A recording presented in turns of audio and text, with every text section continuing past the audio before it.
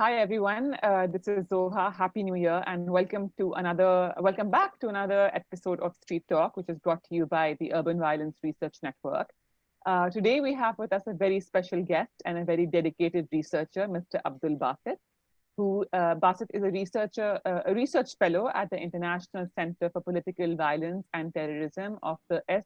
Rajaratnam School of International Studies at NTU in Singapore.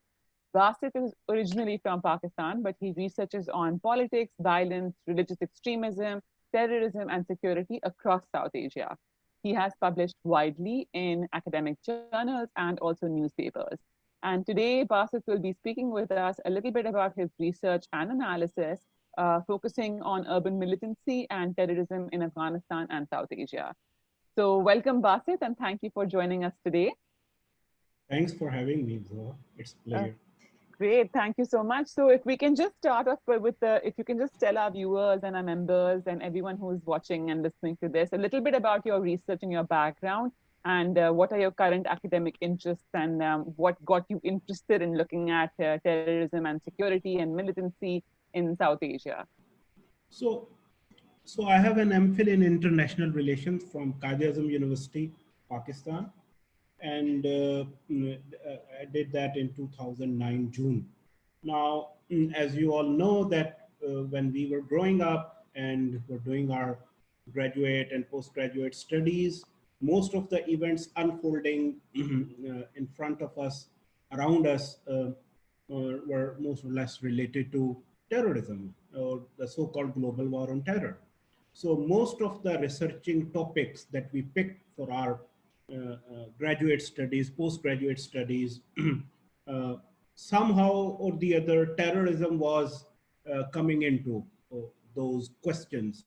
Even if we went to traditional security studies topics, still terrorism featured quite heavily into that. As you all know, there was an explosion of funding for terrorism studies. Most of the PhD theses and dissertations during that era were produced on that. Most of the journals that came to on the scene during that era were on terrorism, etc. So the demand in the job market was also for terrorism. So call it a coincidence or circumstances that events shaped the environment in a way that I also landed in a think tank working on terrorism. And this is how it all started. So initially it was quite preliminary, as it is for all the beginners. Generally, then I started developing my interest, knowing about the issues in a much deeper sense, rather than just picking up on trends of how violence unfolds and what are the operational tactics, going beyond that into ideological narratives, the underlying structural causes resulting in this violence, and also into its politics.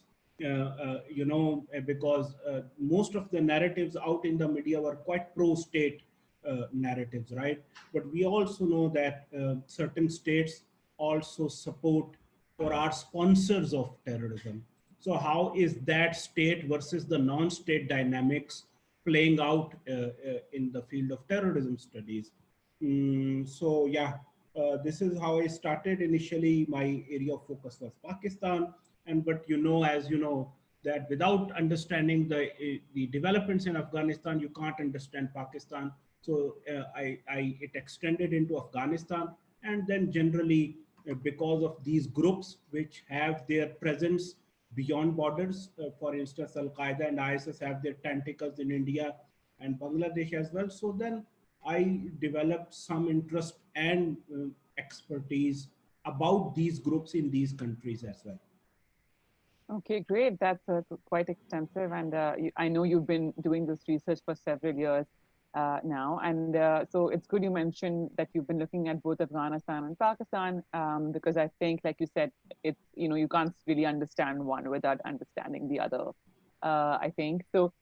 Broadly, our focus, the focus of our network is on urban violence more generally, like broadly speaking. So we would be, I think our viewers and our listeners would be interested in knowing the dynamics of, let's say, urban terrorism in South Asia. So focusing on Afghanistan, Pakistan. So if you can talk a little bit about, based on your research and your observations, what have you been seeing? What sort of patterns and trends have you been seeing? And what has been drawing militants from various groups to cities? If you can speak a little bit about that. So generally, if you look at how we live and how the populations are, segmented, majority of them live in cities uh, in any country. So what happens in the countryside it doesn't get you as much attention as something happening in the cities.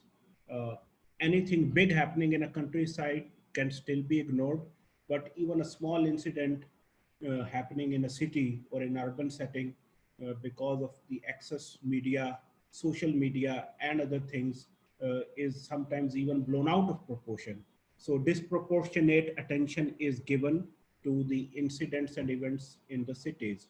And I think that same logic applies to terrorist groups as well. Uh, uh, by its definition, terrorism is propaganda by the deed. So publicity is a core element of any terrorist attack. In fact, all terrorist attacks are political statements. All terrorist attacks are security failures. And there is nothing better than, from a terrorist's point of view, an attack better than an attack which is in the cities, because these are attention grabbing, immediate attention grabbing, and that generates publicity. So I think that's one reason why most of the terrorists are drawn to cities. If you look at Europe currently, there is a lot of lone actor terrorism, low-end lone actor terrorism, primarily using knives, kitchen knives, or their own vehicle to carry out these attacks. Now, if you look at the impact in terms of numbers, these are low-end attacks, but the publicity they generate is tremendous. So I think that is one logic. Now, particularly to South Asian context and the Afghan context, the way the dynamics of the battlefield dynamics are right now, the Afghan government led by President Ashraf Ghani, they are holding on to the capital, that is Kabul, and major urban city centers or the provincial capitals. This is where they have their control and they want to retain that control. And the rural side or the countryside is dominated by the Taliban. And then there are areas which are contested equally or in some proportion by the Taliban and the Afghan government. So primarily, with clarity, we can say that urban Afghanistan is firmly in the grips of the Afghan government, and rural Afghanistan is with the Taliban. So as long as Kabul holds on to these cities, psychologically they have an upper hand and they will hold on to their government and rule in Afghanistan. For the Taliban, if they can shift the momentum from controlling the the rural side to start challenging the Kabul government in the urban cities, then that dynamics psychologically shifts. So I think that is why these urban centers are important for the Taliban. And that is one reason why it was mentioned in the US-Taliban deal signed in February last year in Doha that Taliban would desist from attacking the provincial capitals. And that tells you how important in the battlefield dynamics psychologically these cities are. So what Taliban have done then, because it was forbidden, if you look at the agreement which is publicly available and the annexes, I think there were 2 annexes which are not available, secret annexes. Taliban were required under those annexes and the deal not to launch high intensity attacks in the urban centers. So then what they have done is that most of the attacks in Afghanistan's urban centers have become anonymous. Okay. But who is the primary actor here? The Taliban. So we all know who is doing it. Number 2, they have switched from suicide bombings and VBIDs or the vehicle-borne improvised explosive devices to targeted assassinations. And they are using those sticky bombs or magnetic bombs. which cause low intensity damage. So what they would do is they would just stick a magnetic bomb to a car and it would only destroy a car. So the current wave of urban violence that we are witnessing in Afghanistan, whether it is in the form of the targeted assassinations or whether it is the sticky or the magnetic bombs, that's Taliban's way of responding to those legal requirements under the deal not to carry out high intensity violence. Yet they are continuing. That tells you how important these cities are for them.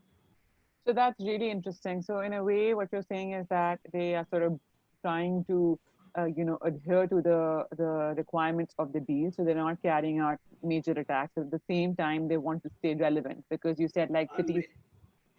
I mean, in all honesty, they are following the letter but not the spirit of the deal. So Right. in other words, they are not breaking the law, but they are bending it, and they are Right. bending it in a very exploitative manner. Yeah.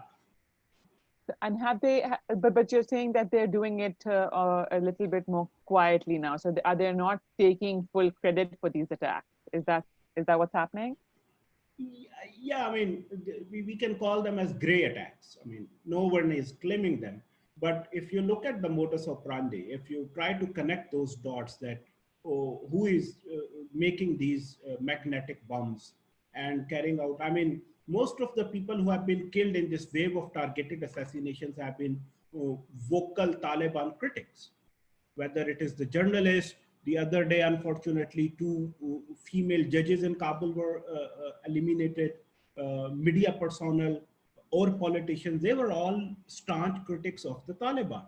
So they are being assassinated. So it still is that psychological warfare that ahead of any power sharing formula or deal with the Kabul, Taliban are still making a statement.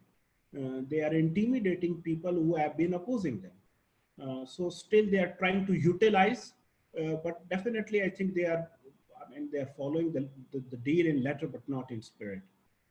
And you mentioned that predominantly the provincial capitals or the urban centers, they're predominantly under the grip of the Afghan government, and that it's the rural areas that has seen more penetration and activity of the Afghan Taliban. Do you see any difference in terms of public response to the Afghan Taliban or public sentiments towards the Afghan Taliban in rural areas versus urban areas? How do the regular people respond to them? Okay. So generally, the Afghan people are war weary.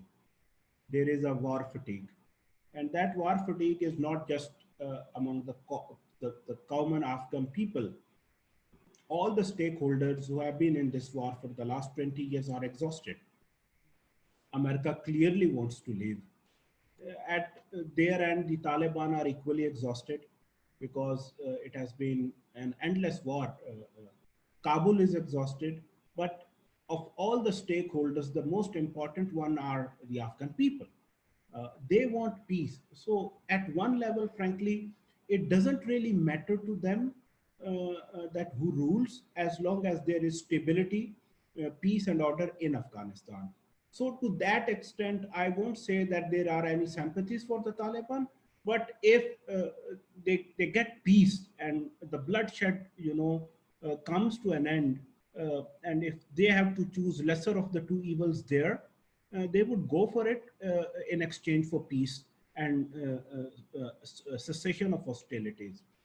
So that's generally what the mood is in Kabul.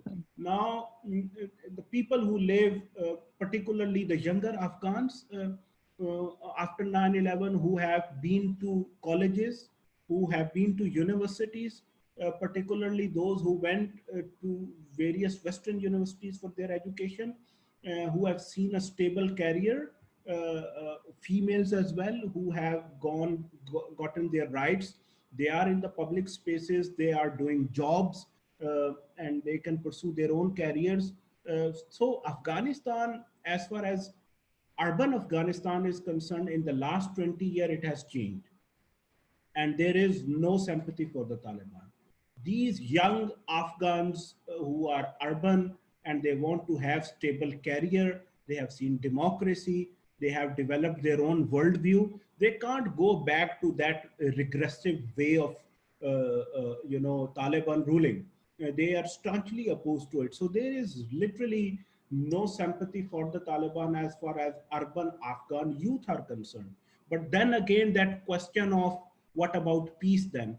And this is where they have to make those hard choices. I mean, life in Afghanistan is not easy these days. To your question of how the life is in the cities these days, because of this violence and bloodshed, there are people in Afghanistan, and I'm quoting a media report here, who keep their details in their pockets, the phone number, their blood type, emergency context, just in case people leaving for work in morning are not are they're not sure whether they will return in one piece in the evening back to their homes. God forbid if something happens to them, they have that the necessary contact details for them in case something happens to them, for the people to reach out to their loved ones to inform the families that what happened to them. This is how difficult the life is right now in Afghanistan. Mhm. I think that's a very pertinent and important observation you made in terms of the generational shift almost, that the younger generation is now more educated, they are more probably more aware, there's more access to information, so their sort of perceptions have changed. So I think that's an interesting pattern to identify in terms of the last 2 decades in Afghanistan.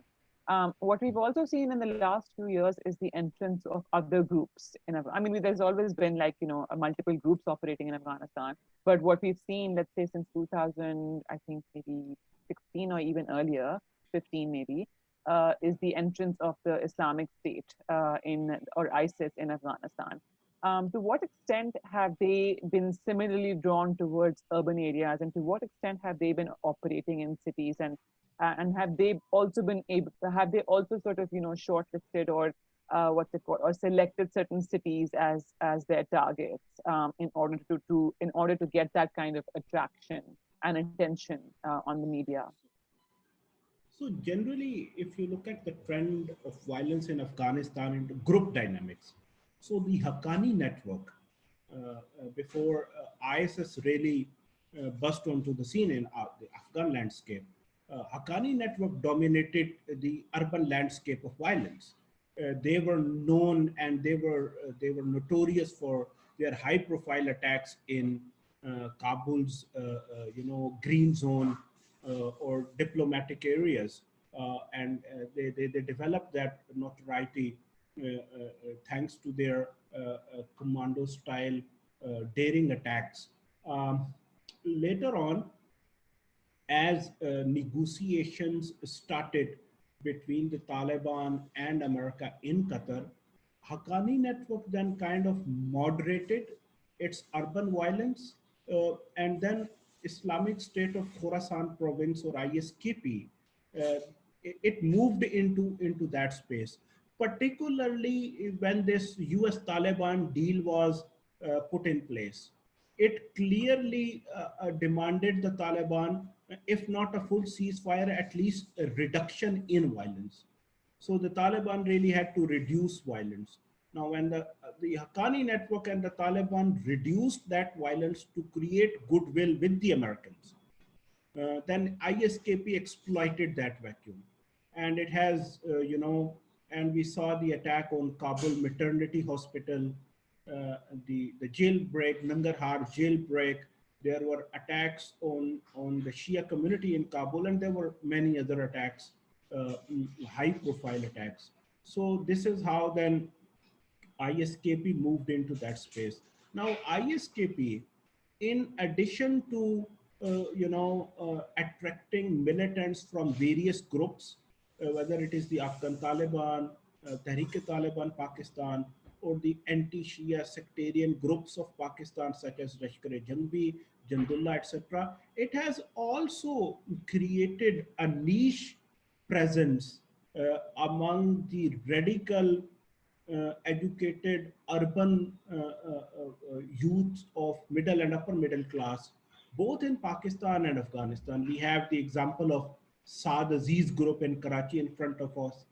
He was recently, I think, prosecuted and handed down, I think, 15-year imprisonment. I forgot that, but some penalty and imprisonment for attacking the the Ismaili Shia community in Karachi, I think in 2016. Similar kind of presence ISKP maintains in Kabul and other cities of Afghanistan. Educated young radicals who were sucked into ISIS narrative of caliphate, uh, they still, in one way or the other, are attracted to this narrative, this propaganda, and continue to sympathize with ISIS. And some of them who are more than the sympathizers and supporters, they practically also join them. We have seen similar things happening in South India. So some families from Kerala and Tamil Nadu, southern India, they traveled to Afghanistan, Nangarhar via Dubai. So they have that presence among the radical educated youth. And one reason why they have created that niche presence is thanks to social media and their open-ended recruitment policy. So unlike Al-Qaeda, who would only look for able-bodied males to join them as fighters, ISS opened its doors for all types of people, males and females, professionals, those who could fight and those who could just, join the so-called caliphate to be its members and all. So I think that dynamics opened the doors for these urban radicals to join ISKP. Okay, that's really interesting. I was wondering if you can also just maybe talk to us a little bit about the how the security landscape in urban areas has been evolving, in your opinion. I mean, who are the main sort of players? You all obviously have the police and you have the military, and possibly even private security companies. To what extent has this landscape been further militarized over the past few years, in your opinion? And what does that mean for the stability and the certainty and the security of the common people, the regular citizens in Afghanistan and beyond? In one word, it's quite abysmal. Uh, uh, but then the broader point is uh, there is this realization in Kabul, in Islamabad, in Washington, that there is no military solution to this problem. This has to be settled politically through negotiations. No matter how hard and long these negotiations are, negotiations offer the best way out of this deadlock and the messy situation.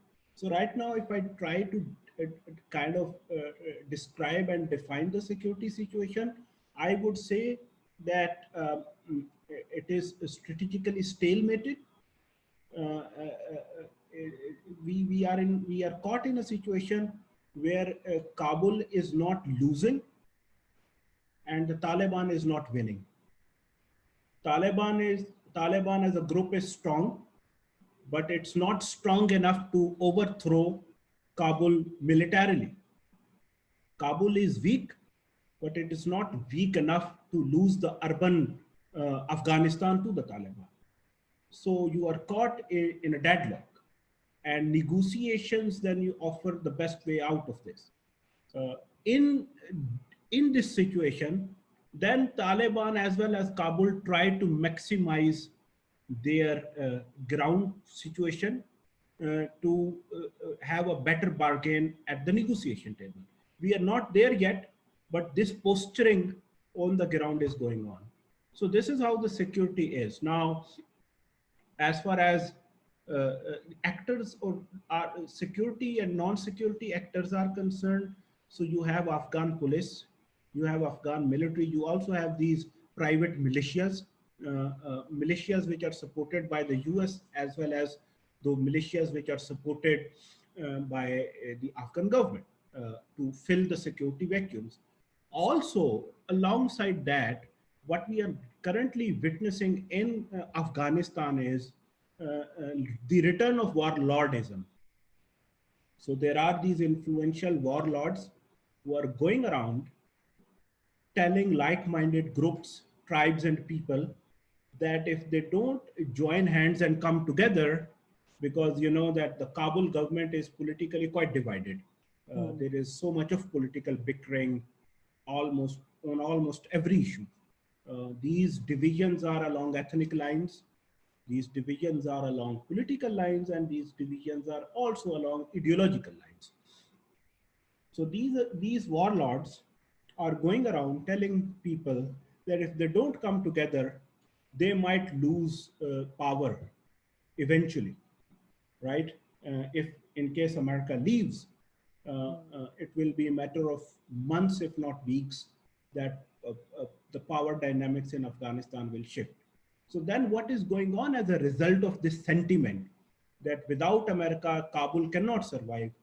Some warlords are declaring their allegiance or sympathy towards the Taliban. They Mm. are jumping on the pro-Taliban bandwagon, and then some are, they kind of battle lines are being redrawn along different lines locally. Those warlords who are strong enough to create their own anti-Taliban front. So, in addition to the formal actors, which is the security institutions of Afghanistan, America, etc., you have this informal local arrangements within the tribes also coming up. So are We are these, going to see more of it in future. yeah. So are these warlords, sorry to interrupt you, are these warlords basically representing different tribes? And is that how they get their legitimacy and Yes, support? yes, absolutely, absolutely. So they represent their tribes. The bigger the tribe is, the wealthier the tribe is, stronger the militia or that group would be. And there are some known names here. For instance, Gulbuddin Hikmatyar. Gulbuddin Hikmatyar has his own faction. It's not as strong as it used to be, still a very influential faction. And he has shown his willingness to, enter into some kind of agreement with the Taliban. So that tells you one side. Then there are those such as Ahmad Shah Massoud's younger brother, Zia Massoud, who is going around telling people, and people like Amrullah Saleh, if you don't join hands, tomorrow you can lose power, and you will be at your own. So the best way out is, right now fortify your defenses and get ready to face the Taliban. And the best way for it is to join the hands. So warlordism is returning and playing into this security dynamics of Afghanistan as well. And then also remember the regional actors. So Mm-hmm. if this warlordism is now taking shape, then there will be these regional actors like India, Pakistan, Iran, as well as Central Asian states and Russia. They will then, in case tomorrow if there is civil war in Afghanistan, they will continue supporting uh, factions that can protect their interests in Afghanistan. Yeah. That's really interesting. So obviously, like this is a very complex security landscape, and there is there's negotiations happening, there are talks happening. Um, can I just ask you to maybe just give a couple of comments on what you think it means for the development of urban areas, and is development factoring into these conversations and into these negotiations between the Afghan government, the Taliban, and the US, or other actors? And by that I mean, like, is there any commitment towards developing the cities, the provincial capitals, and is there any how does foreign aid factor into that? Is it part of the peace deals? Is development prioritized in the peace deals and the peace talks? Yeah, if you can just like maybe just comment on the development So, side of things a little bit. so despite the war, uh, Afghanistan has developed. There have been some gains, material or tangible and intangible gains. Uh, Afghan cities are better cities as compared to what they were at the time of 9/11. There are schools, more children go to school today than at any time in the Afghan history. Uh, there have been democratic gains, etc. So definitely the cities have developed. Uh, so the gains, overall, the gains made after 9/11, this was part of the US Taliban deals, that those gains which were made, material and immaterial gains, they need to be preserved. So yes, this was part of the deal. Now, is it being done? I don't think so. I mean, it's war. So to what extent you can really preserve that development, let alone develop the cities further. So the funding for Afghanistan has been continuously being slashed. And in the last 1 or 2 years, because of COVID, and America's geopolitical interest moving away from South Asia and Afghanistan to Asia Pacific or Indo Pacific to contain China. That funding has been continuously decreasing. So, well, development funds are there, but are they sufficient enough to develop the cities? I would say no. Can those clauses of the agreement be followed in a warlike situation? I would say no. So yeah, this is how the situation is. I mean, Afghan government is, in a catch-22 vis-a-vis maintaining the security and delivering on daily services or governance. So there is not enough money to pay salaries.